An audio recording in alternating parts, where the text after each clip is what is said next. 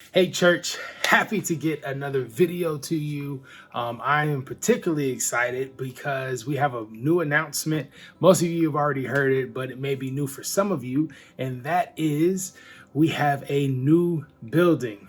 We are going to be meeting at BlackRock Center of the Arts in Germantown, Maryland.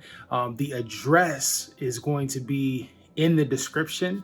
That is our new meeting place from now into the foreseeable future. We're happy to be there. We're happy to be indoors. I think this is good, one, for us as a body, but also for people who are visiting and people who are going to be joining the body. It's a great place for us to be there that removes some of those barriers that meeting outdoors gives. So I'm happy to announce that. I look forward. This is going to be our first Sunday. This Sunday, we will be in BlackRock at BlackRock Center for the Arts in Germantown. So be there, bring a friend with you, tell them about, hey, you know that church that you loved, but you hated sweating outside? Well, we're inside now in the AC and everything hits different when you are comfortable. So I'm looking forward to seeing you all. And I'm looking forward to seeing all the people that you're bringing. I'm bringing my mother, so everyone be on their best behavior.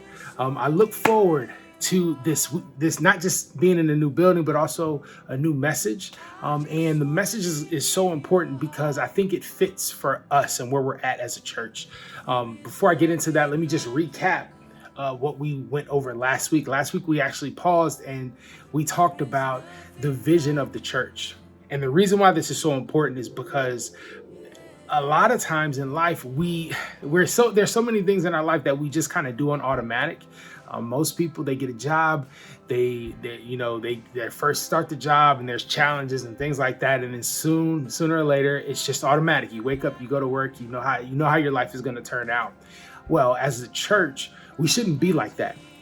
We shouldn't be in church automatically. We should be in church consciously thinking about everything that we do. And so we really talked about what is the vision? Who are we as a church? And the question that I posed to everyone in the beginning was, who are you? There's three types of people at every church. First is the person who's just passing through. They may like the church for whatever reason, but they're here. They're only here for a season.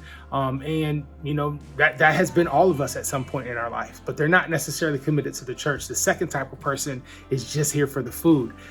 They're here because they love the message, or they're here because they love the community. But if you take that message, if you take that community somewhere else, then they're gone too. Nothing wrong with that. We've all been that as well. But the purpose of the vision meeting was that we would find those who feel called to the church. They're not just passing through. They're not just here for the food, but they're called to the church. And what that means is being called to fellowship. Church means that you are called to our vision. And so from there on, we went into the vision. And I bring that up on this call, knowing that not everyone who sees this is a member, but it's important because a lot of us joined the church feeling like we were called to the church. And my question is, are you just on automatic, or do you need a refresh as to why you're here, what you're supposed to be doing? What has God called you to do while you're here? How has God aligned you to our vision as a church, and how are you playing that out? And that's so important because I don't want anybody to think that we just get here and we coast. The mentor of mine says the problem with coasting is you never coast uphill. And if you coast long enough, eventually the only way that you're going to go is downhill. So I hope last week was good in re-envisioning to you of what the purpose of our church is and where we are going as a church. And that's the purpose. Honestly, that's the purpose of these videos. We call them fan into flame. It comes from the verse where the Apostle Paul is speaking to Timothy, who's a pastor of a church and is feeling a little tired and beat up. And he tells Timothy to fan into flame the gift of God inside of you. What's so interesting about that is we all have a gift of God. And sometimes we think that just because we have the gift, that's enough to sustain us. And it's enough to sustain us and keep us saved. However, there are going to be times where we are going to need to fan into flame the gift of God inside of us. That means that we are going to have to, like the Apostle Paul says, finish the race. We're going to have to run the race as if we are trying to win. That means that that's going to take effort and focus and drive. And that's where we're at as a church right now. We are not just a church that's on automatic. We don't just show up waiting to be served. We show up bringing something, ready to serve others, and ready to advance the kingdom of God, how he has called our church to do it.